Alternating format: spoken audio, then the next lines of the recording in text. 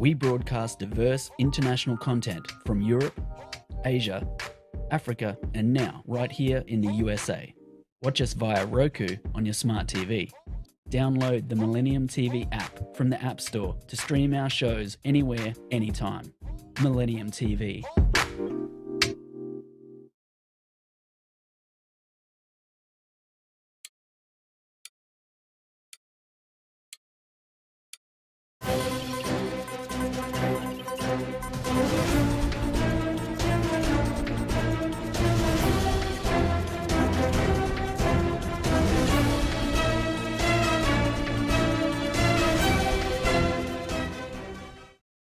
Welcome to Millennium News Hour. I am Tanzeeba Naurin. In today's bulletin, we will present top and trending news from across the nation and the world.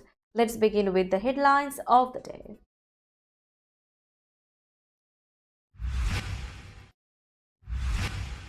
Biden confirms Americans among hostages captured in Israel, condemns sheer evil of Hamas militants. Biden's hopes for establishing Israel-Saudi relations could become a casualty of the new Middle East war.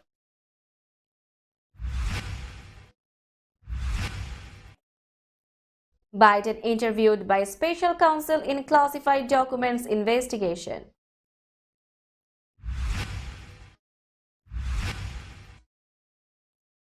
US doesn't want civilians killed in Gaza or Israel, White House. Fraud trial, Trump acknowledged penthouse size at 11,000 square feet, not 30,000, he later claimed. Former New York congressman wants to retake seat as Santos' legal woes mount.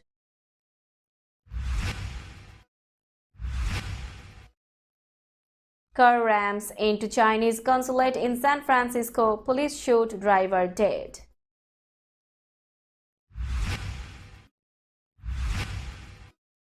Israel pounds Gaza with fiercest airstrikes ever, says border secured.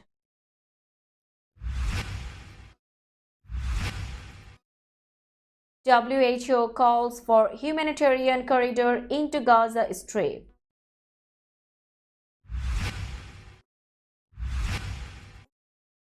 Rockets fired from South Lebanon towards Israel, security sources say.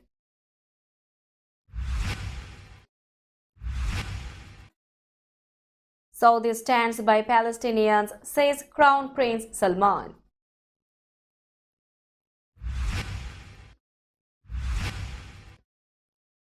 Pakistan beat Sri Lanka in record Cricket World Cup run chase.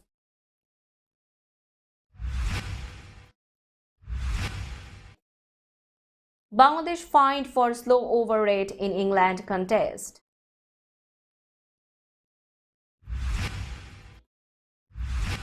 And UEFA names UK, Ireland as Euro 2028 host and Turkey, Italy for 2032. You are listening to Headlines Now News in detail.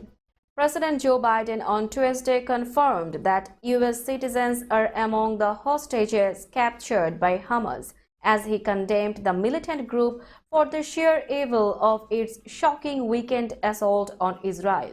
Our hearts may be broken, but our resolve is clear, said Biden, who compared the brutality of the Hamas militants to that of the Islamic State terrorist group. He added, "Let there be no doubt, the United States has Israel's back. We will make sure the Jewish and democratic state of Israel can defend itself today, tomorrow, as we always have."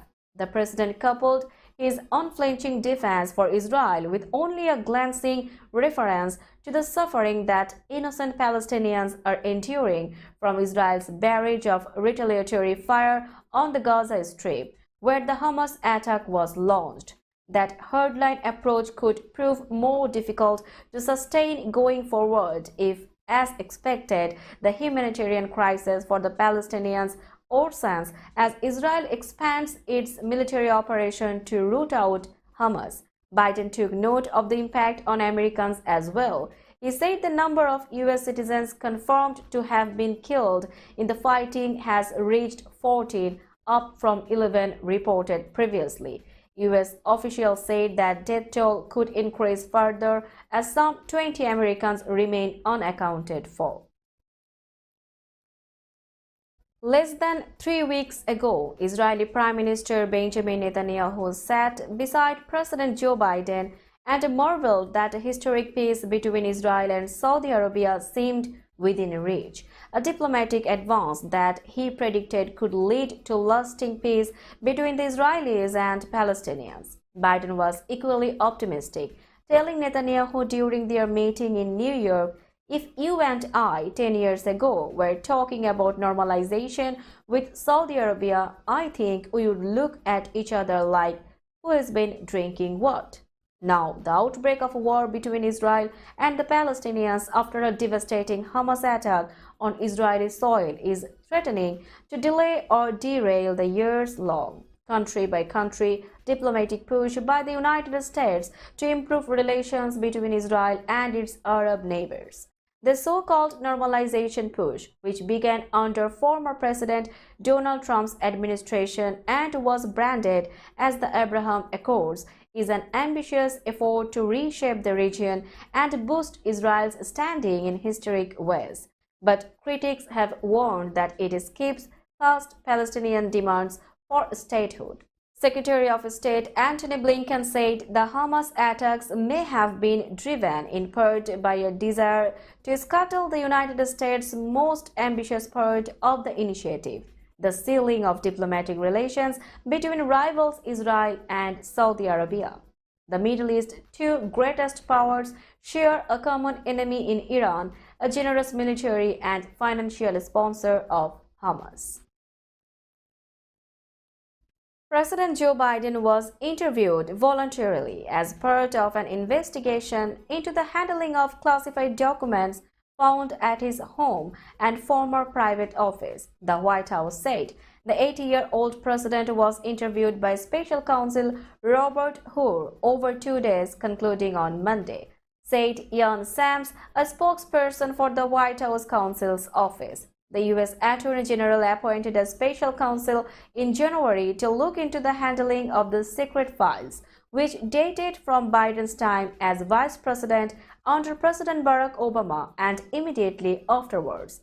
Such special counsels are appointed to handle sensitive cases, usually involving political figures or allegations of serious wrongdoing by the government, and have more independence than is usually afforded to federal investigators to decide whether to bring charges.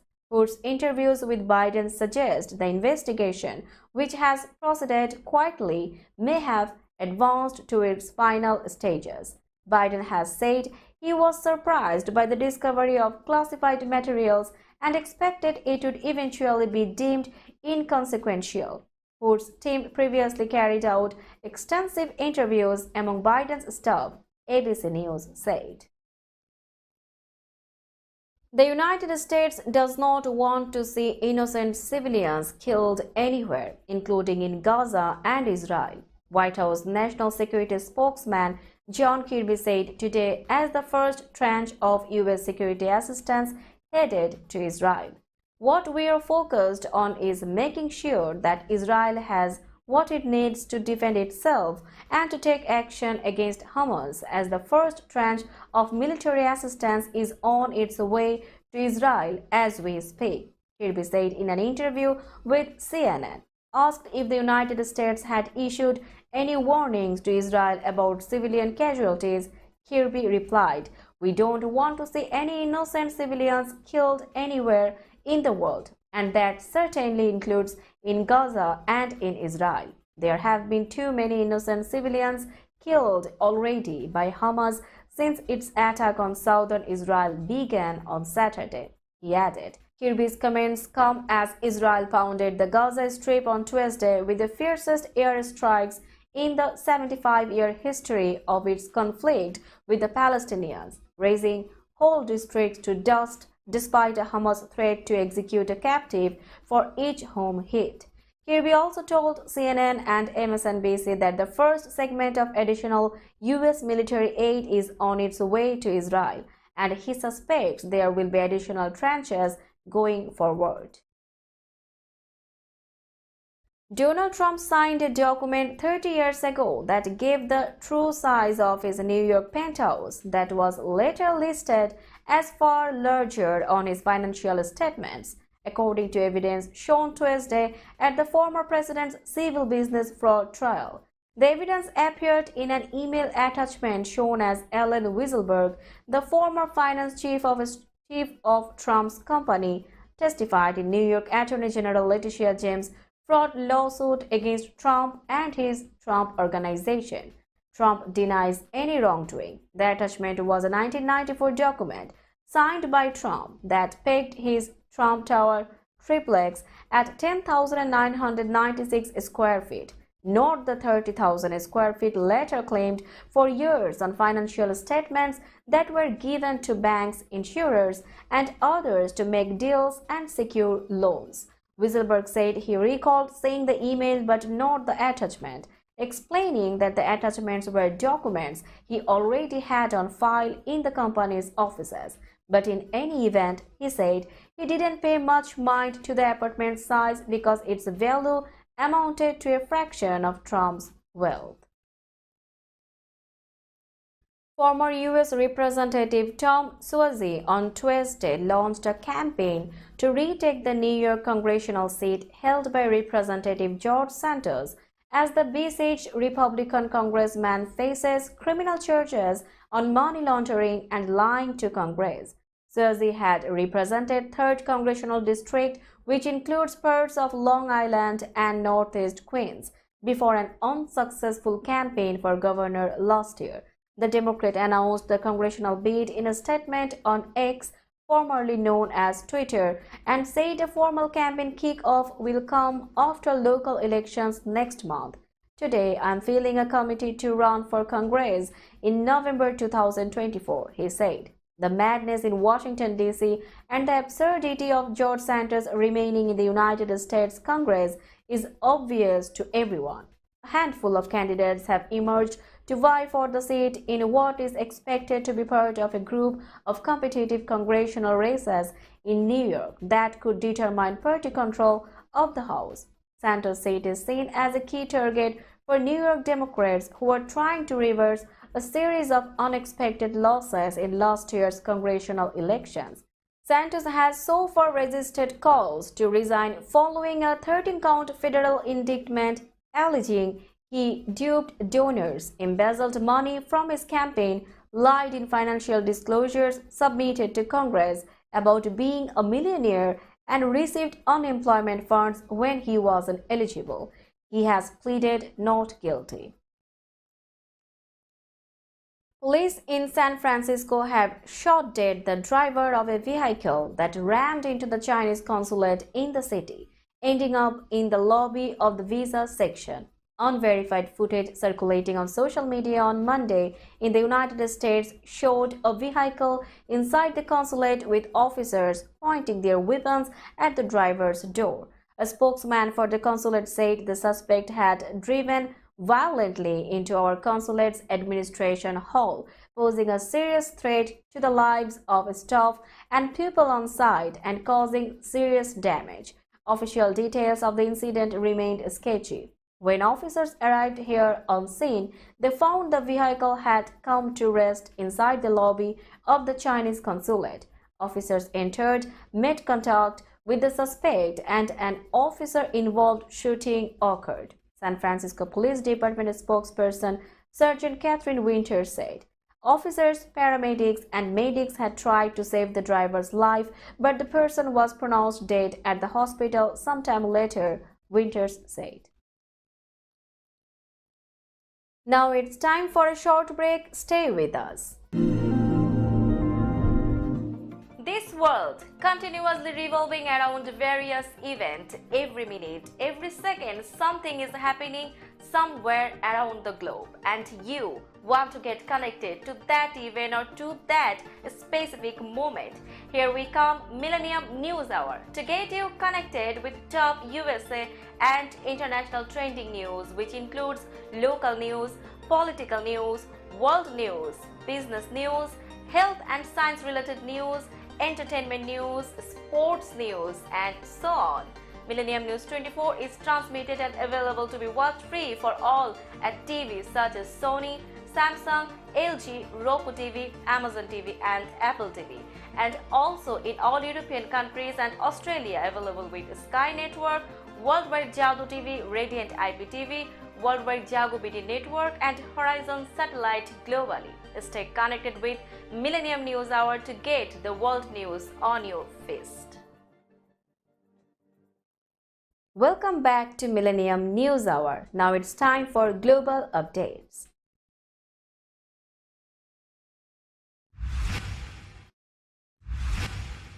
Israel said on today it had reclaimed control of the Gaza border, pounding the enclave with the fiercest airstrikes in the 75-year history of its conflict with the Palestinians, despite a Hamas threat to execute a captive for each home hit. Israel has vowed to take its mighty revenge since gunmen rampaged through its towns, leaving streets strewn with bodies in by far the deadliest attack in its history. It has called up hundreds of thousands of reservists and placed the Gaza Strip, crowded home to 2.3 million people, under a total siege. Israeli media said the death toll from the Hamas attacks had climbed to 900 people, mostly civilians gunned down in their homes, on the streets, or at a dance party, dwarfing the scale of any past attack by Islamists apart from 9/11. Scores of Israelis were taken to Gaza as hostages, with some paraded through the streets. Nearly 700 Gazans have since been killed in Israeli strikes, according to Gaza officials, while whole districts in Gaza have been flattened. The United Nations said 180,000 Gazans had been made homeless, many huddling on streets or in schools. Smoke and flames rose into the morning sky, while bombardment of the roads often made it impossible for emergency crews to reach the scene of strikes. At the morgue in Gaza's Khan Yunis hospital, bodies were laid on the ground on stretchers, with their names written on their bellies. Medics called for relatives to pick up bodies quickly because there was no more space for the dead. The World Health Organization called Tuesday for a humanitarian corridor to be established into and out of the Gaza Strip, which has been placed under total siege by Israel. Israel has cut off the water supply, food, electricity, and other essential supplies as it bombed targets in the crowded Palestinian enclave in response to the Hamas surprise assault it has likened to the 9/11 attacks. The WHO said its supplies in the Gaza Strip were already running out. As it said, patients in the territory's hospitals desperately needed those supplies. Health facilities must be protected and safeguarded, the UN Health Agency said. WHO is calling for an end to the violence. A humanitarian corridor is needed to reach people with critical medical supplies. WHO spokesman Tariq Yasarevich told a press briefing in Geneva. We need supplies to come in. Hospitals cannot run without fuel, without electricity. The supplies that we have pre-positioned are already running low, so we need those supplies to come. A salvo of rockets was fired on Tuesday from southern Lebanon towards Israel, three security sources told Reuters, in the third consecutive day of violence along the Lebanese-Israeli border. One security source said the bombardment was carried out by Palestinian factions. A second source said Israeli shelling was hitting the southern area from which the rockets were launched. The Israeli military said it was responding with artillery fire to launches coming from Lebanese territory. Lebanon was already on edge after 6 fighters were killed along the border on Monday. 3 Hezbollah members, an Israeli officer, and 2 Palestinian militants who touched off the violence by infiltrating Israel from Lebanon. The United Nations Interim Peacekeeping Force in the south, known as UNIFIL, said it was verifying reports of rockets being fired. Hezbollah has voiced support for the Palestinians, saying its guns and rockets are with them. On Sunday, Hezbollah fired at 3 Israeli positions in the disputed Sheba farms along the border and 2 more military posts in Israel on Monday. But the heavily armed Shiite faction has so far not opened a major second front against Israel. Saudi Arabia's de facto ruler told Palestinian President Mahmoud Abbas he was working to prevent an expansion of conflict after the surprise Hamas attack on Israel, Saudi state media said early Tuesday. Crown Prince Mohammed bin Salman also told Abbas the Gulf Kingdom continued to stand by the Palestinian people to achieve their legitimate rights to a decent life, achieve their hopes and aspirations, and achieve just and lasting peace, the official Saudi press agency reported. The spiraling violence kicked off amid speculation that Saudi Arabia, which has never recognized Israel, would agree to normalize ties as part of a deal in which it would obtain security guarantees from the United States as well as assistance developing a civilian nuclear program. Now it's time for business news.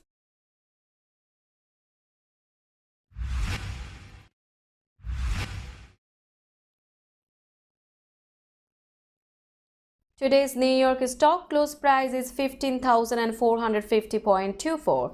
The NYSE Composite is increased by 132.16 points or 0.86%.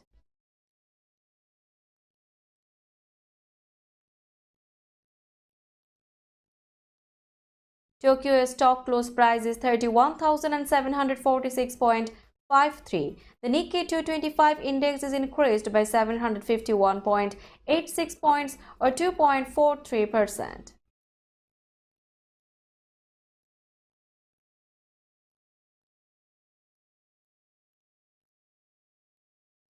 Shanghai stock close price is 3,075.24. The Shanghai index is decreased by 21.69 points or 0.70%.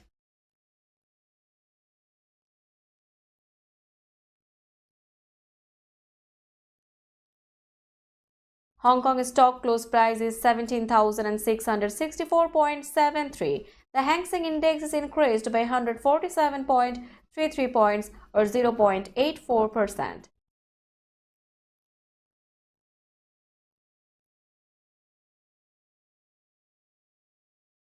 Bombay stock close price is 66,079.36. The Sensex index is increased by 566.97 points or 0.87%.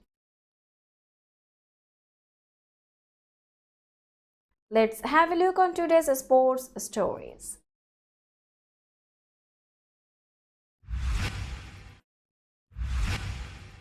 Mohammad Rizwan and Abdullah Shafiq hit centuries as Pakistan defeated Sri Lanka by 6 wickets in a record Cricket World Cup run chase. Pakistan chased down a target of 345 in 48.2 overs on Tuesday, with Rizwan scoring an undefeated 131 and Shafiq making 113 to better the previous successful chase of 328 set by Ireland when they stunned England at the 2011 World Cup. Earlier, Kushal Mendis smashed the fastest century for Sri Lanka in a World Cup match on his way to 122, while Sadira Samaravikrama hit an 89-ball 108. Pakistan stretched its Cricket World Cup record against Sri Lanka to 8-0 and now has 4 points from 2 victories after beating both the qualifiers, the Netherlands and Sri Lanka, going into the murky game against arch-rivals India in Ahmedabad on Saturday. Sri Lanka have had plenty of bowling problems at the World Cup and also lost their opening game against South Africa, who scored 428 runs against the Sri Lankans. On the other game, in the earlier game in Dharmshala, David Mullen's century set up England's first win of the tournament when they beat Bangladesh by 137 runs. Mullen scored 140 of 107 balls, his fifth ODI 100, as England reached 364 for 9 to bounce back from losing to New Zealand in the tournament opener. Left-arm pacer Reece Topley returned figures of 4 for 43 as England bowled out Bangladesh for 227 in 48.2 overs. It was England's fourth biggest win by runs in World Cup history. Bangladesh have been fined 5% of their match fee for maintaining a slow over rate against England in a league match of the ICC Men's Cricket World Cup on Tuesday, 10 October 2023. Javagal Srinath of the Emirates ICC Elite Panel of Match Referees imposed the sanction after Shakib Al Hasan's side was ruled to be 1 over short of the target after time allowances were taken into consideration. In accordance with Article 2.22 of the ICC Code of Conduct for Players and Player Support Personnel, which relates to minimum over rate offences, players are fined 5% of their match fees for every over their side fails to bowl in the allotted time. Shakib Al Hasan pleaded guilty to the offence and accepted the proposed sanction, so there was no need for a formal hearing. The United Kingdom and the Republic of Ireland will host the 2028 European Football Championship, while Italy and Turkey will stage the 2032 edition of the tournament, UEFA has announced. By accepting a joint Italy-Turkey bid for Euro 2032 last week, and with Turkey withdrawing from the race for Euro 2028, the hosts for both tournaments had all but already been determined by European football's governing body. Turkey's withdrawal from the 2028 race left England, Northern Ireland, Ireland, Scotland, and Wales as the sole joint bidders for that tournament. Both sets of bids, however, still needed final approval from UEFA's executive committee that convened on Tuesday. Turkey, which hosted this year's Champions League final in Istanbul in June, has never been awarded a major international football competition. It will finally get to host a European Championship after several failed previous bids, including by one vote against France for the Euro 2016 edition. Let's have a look on today's weather forecast.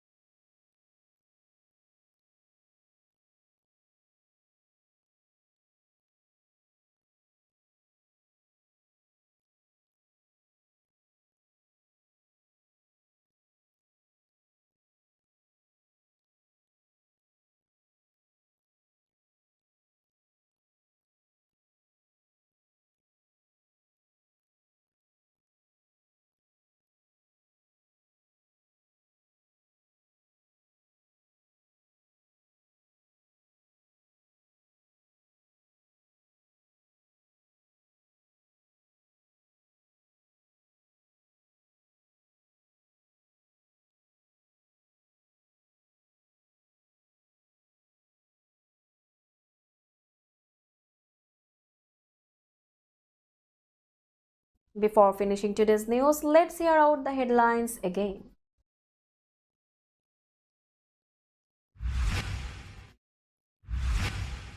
Biden confirms Americans among hostages captured in Israel, condemns sheer evil of Hamas militants.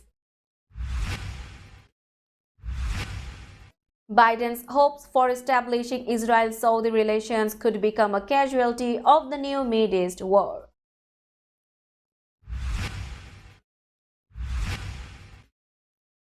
Biden interviewed by special counsel in classified documents investigation.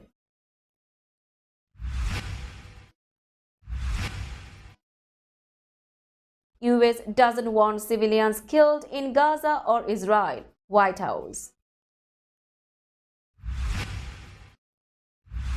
Fraud trial, Trump acknowledged penthouse size at 11,000 square feet, not 30,000, he later claimed.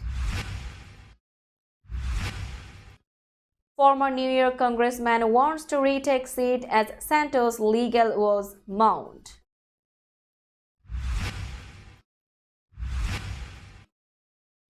Car rams into Chinese consulate in San Francisco, police shoot driver dead.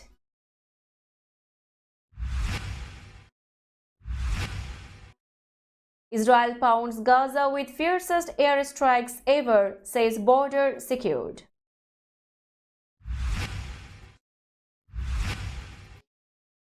WHO calls for humanitarian corridor into Gaza Strip.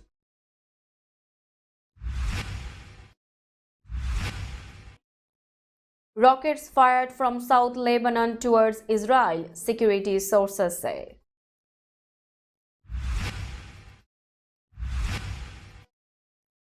Saudi stands by Palestinians, says Crown Prince Salman.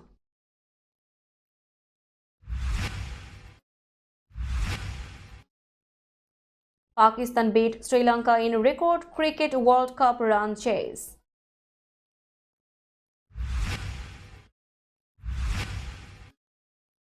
Bangladesh fined for slow over rate in England contest.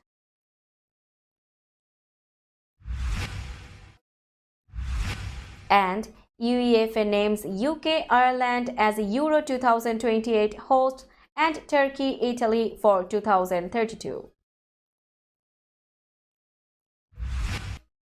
That's all for today. Keep watching Millennium News Hour for latest news update. To stay updated, like our Facebook page, subscribe our YouTube channel and visit our website.